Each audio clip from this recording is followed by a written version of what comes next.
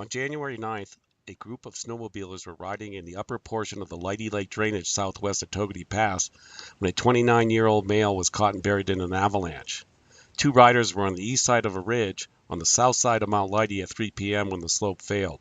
The person who was caught triggered the avalanche from the bottom of a steep slope and was fully buried. The avalanche occurred on a steep east-northeast facing slope at an elevation of 9,500 feet. It was a soft slab avalanche that failed on a layer of coarse-grained faceted snow. Hey there folks, Chris McCalzer with the Bridger-Teton Avalanche Center. We are up at Fatality Pass on Mount Leidy investigating the fatality that happened yesterday on January 9th, 2019. Snowmobiler. We're up here, we're on an east-northeast facing aspect and elevation of around 9,600 feet. This is the bed surface right here. But if we start from the bottom, we do have some harder, older snow and then some very large facets. And nowhere on this avalanche did it step down to these larger 2 to 3 millimeter facets.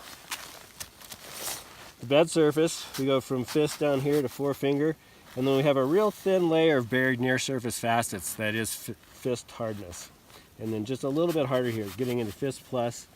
And pretty much this whole thing has gone through somewhat of a faceting process. Up here we have snowfall from the last week or so.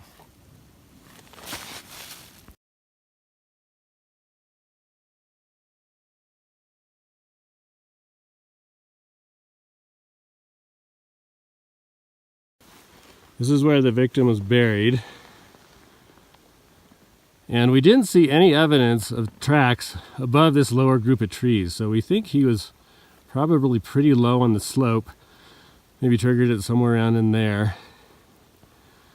And go up and see the crown and the flanks. And just about 10 feet below me is where the sled was buried. Right there. And then the debris travels quite a bit farther down the slope.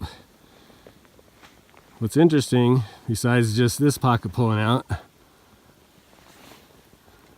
there were two other pockets that were pulled out up there. And it looks like they were connected down below.